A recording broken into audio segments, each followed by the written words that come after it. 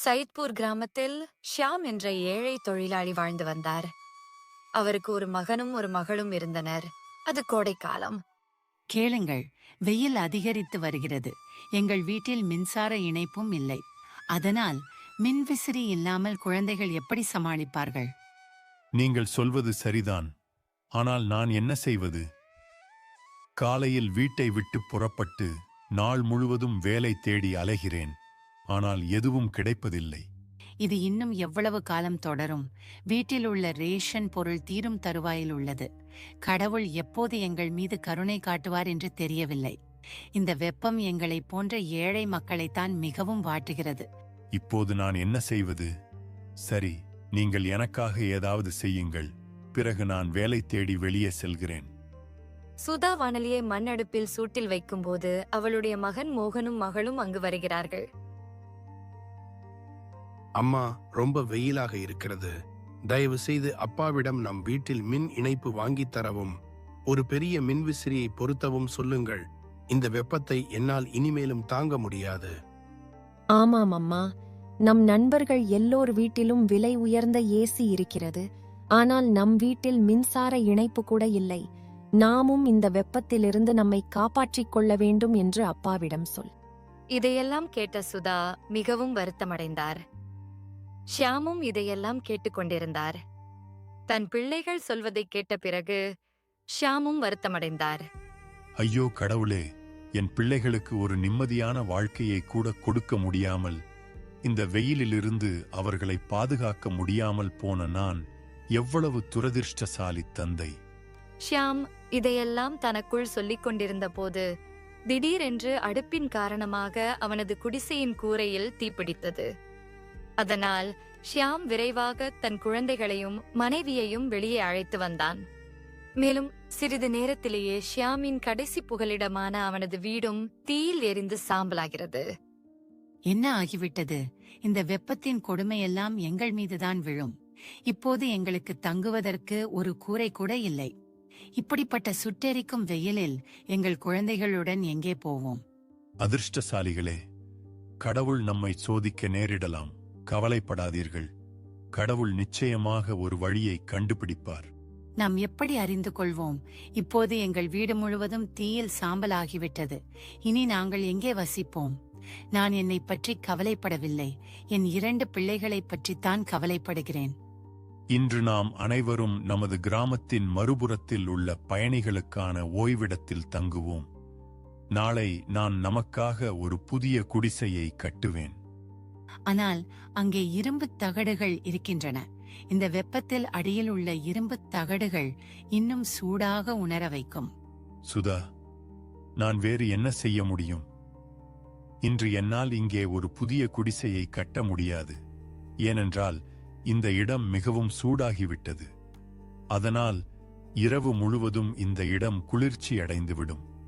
போர்வையை பொறுத்தவரை தலைக்கு மேல் கூரை இல்லாமல் இருப்பதை விட அதுவே மேல். குறைந்தபட்சம் சூரியனாவது நேரடியாக தலையில் படாது.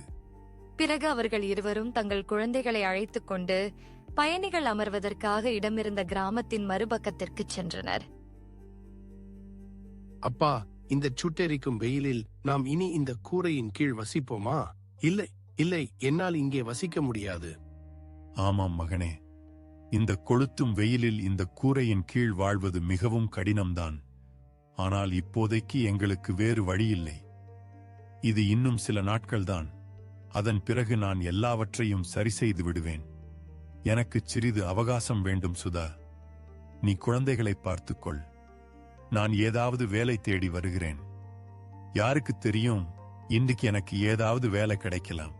இதைச் சொல்லிவிட்டு ஷியாம் வேலை தேடி புறப்பட சுதாவோ தன் பிள்ளைகளை கவனித்துக் கொண்டே அங்கேயே நிற்கிறாள். ஐயோ கடவுளே, சுட்டெரிக்கும் வெயிலும் சாப்பிட ஒண்ணுமே இல்லை. என்னாலேயே இதை தாங்க முடியாத போது என் சின்ன பிள்ளைகள் இதை எப்படி தாங்கிக் கொள்வார்கள்? ஷியாமும் வேலை தேடி அலைந்து கொண்டிருந்தான்.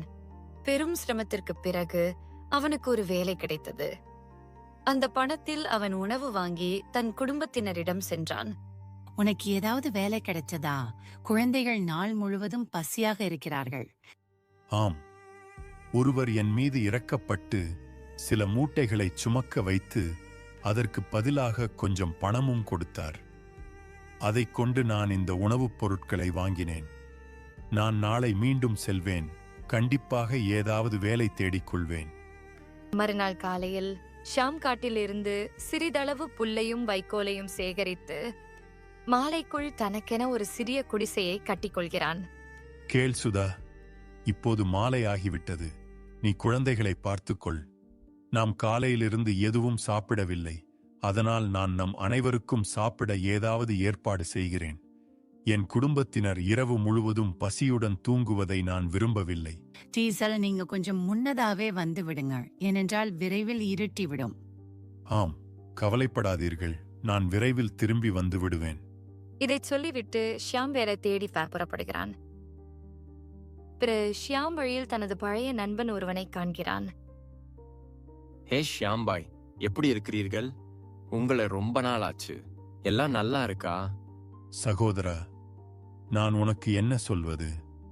முன்பு வீட்டில் மின்சார இணைப்பு இல்லை. அதனால் மின்விசிறி இல்லாமல் வெப்பத்தால் குழந்தைகள் மிகவும் அவதிப்பட்டனர். பின்னர் வீட்டின் கூரை தீவனப் புல்லால் செய்யப்பட்டிருந்ததால் அதில் தீப்பிடித்து வீடு முழுவதும் எரிந்து சாம்பலானது. கிராமத்திற்கு வெளியே பயணிகள் தங்கும் இடத்தில் குழந்தைகளுடன் ஒரு பகலும் ஒரு இரவும் அந்த சுட்டெரிக்கும் வெயிலில் கழித்தேன். பிறகு இன்று காலை ஒரு புதிய குடிசை கட்டுவதில் மும்முரமாக இருந்தேன். அதனால்தான் இன்று காலையிலிருந்து என் குடும்பம் பசியுடன் இருக்கிறது. இன்று இரவு என் குடும்பம் பசியுடன் தூங்கக்கூடாது என்பதற்காக நான் ஏதாவது வேலை தேடி புறப்பட்டிருக்கிறேன். எனக்கு வேலை மிகவும் அவசியமாக தேவைப்படுகிறது. மக்களிடம் கெஞ்சி கெஞ்சி சோர்வடைந்து விட்டேன். ஆனால் யாரும் எனக்கு வேலை கொடுக்க தயாராக இல்லை.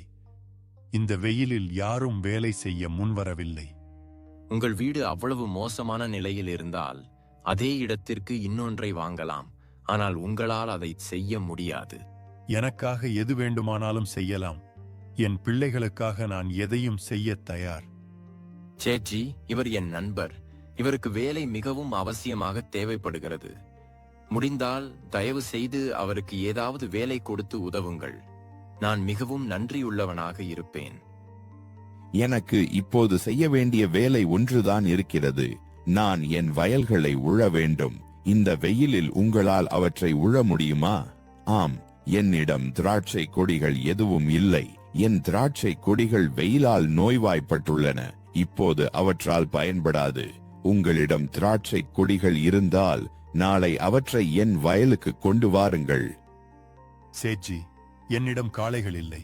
ஆனால் கவலைப்படாதீர்கள், நான் உங்கள் வயலை உழுது விடுகிறேன். இந்த வெயிலில் இந்த வேலையை எப்படி செய்வீங்க? நாள் முழுவதும் எவ்வளவு சூடாக இருக்கும்ங்கிறது உங்களுக்கு தெரியும்லவா? சேட்ஜி, கவலைப்படாதீர்கள். என் குடும்பத்தை காப்பாற்ற நான் எதையும் செய்ய தயார்.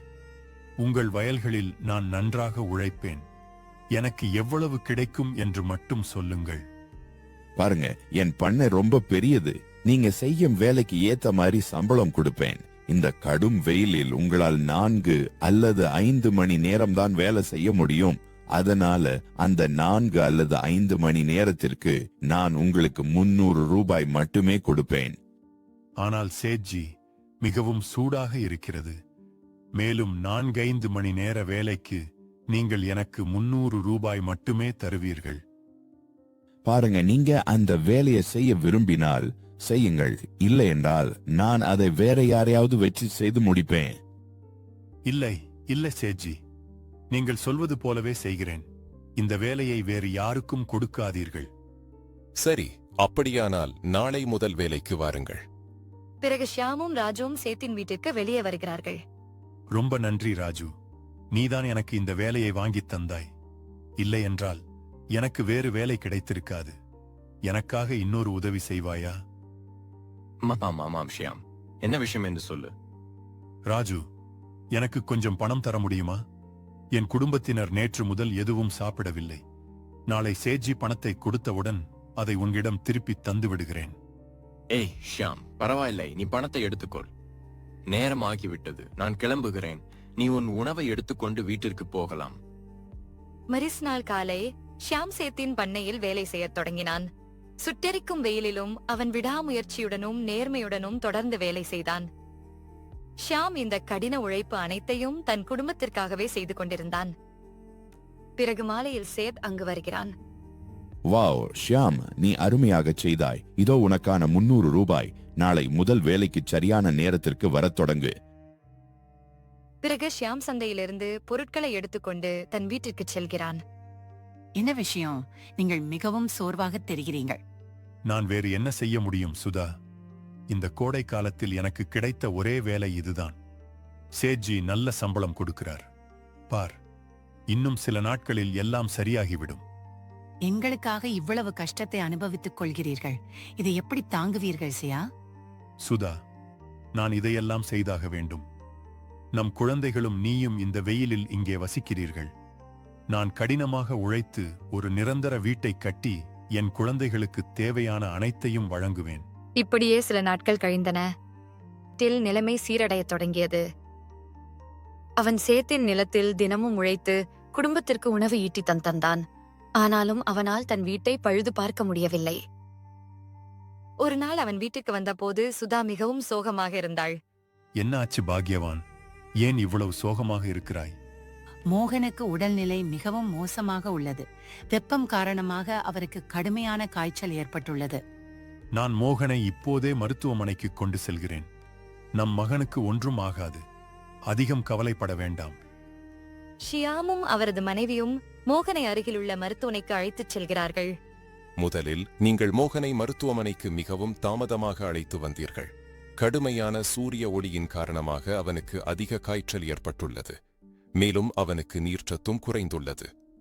தயவு செய்து அவனது உணவில் மிகுந்த கவனம் செலுத்துங்கள். அவ்வப்போது அவனுக்கு நீர்ச்சத்து கிடைப்பதை உறுதி செய்யுங்கள். மிக்க நன்றி மருத்துவரே. நாங்கள் எங்கள் குழந்தையை வீட்டிற்கு அழைத்துச் செல்லலாமா? நீங்கள் அவனை அழைத்துச் செல்லலாம். ஆனால் அவன் தலையில் குளிர் ஒத்தடம் கொடுங்கள். அவன் விரைவில் குணமடைய அவனை நன்றாக பார்த்துக் கொள்ளுங்கள். நீங்கள் தனியாகவே மிகவும் கடினமாக உழைக்கிறீர்கள். நானும் சும்மா இருக்க மாட்டேன். நானும் ஏதாவது வேலை தேடுவேன். இல்லை சுதா, நான் இருக்கும்போது நீ எதுவும் செய்ய வேண்டியதில்லை. நம்ம நியமம் அதை செய்ய வேண்டும். நம் இருவரும் வேலை செய்து நம் பிள்ளைகள் வசதியாக வாழ ஒரு நல்ல வாழ்க்கையை அமைத்துக் கொடுப்போம். நீங்கள் முடிவு செய்துவிட்டால் அது சரிதான். அவரது மனைவியும் வேலை தேடிச் செல்கிறாள். நாள் முழுவதும் தேடிய பிறகு சுதாவுக்கு வீட்டு வேலைக்காரி வேலை கிடைக்கிறது. அம்மையாரே, மாதம் எனக்கு எவ்வளவு பணம் தருவீர்கள்? நான் உங்களுக்கு மாதம் முழுமையாக 500 ரூபாய் தருகிறேன். இந்த வேலையை செய்வீர்களா என்று சொல்லுங்கள். தன் எஜமானி சொன்னதைக் கேட்டதும் அவள் மகிழ்ச்சி அடைகிறாள். சரி மேடம், நாளை முதல் குறைந்த கட்டணத்தில் வருகிறேன். பிறகு சுதா வீட்டிற்கு திரும்புகிறாள். இப்படியே சில நாட்கள் கடந்து செல்கின்றன. பெற்றோரின் நிலையைக் கண்டு அந்த 2 குழந்தைகளும் மிகவும் வருத்தம் அடைகிறார்கள். ஆனால் தங்கள் பிள்ளைகளுக்காக ஏதாவது செய்ய நினைத்ததை எண்ணி அவர்களின் பெற்றோர் மகிழ்ச்சி அடைகிறார்கள். மறுபுறம் ஷாம் மிகவும் கடினமாக உழைப்பதை பார்த்து அவனது முதலாளி அவன் மீது மிகவும் மகிழ்ச்சி அடைந்தார்.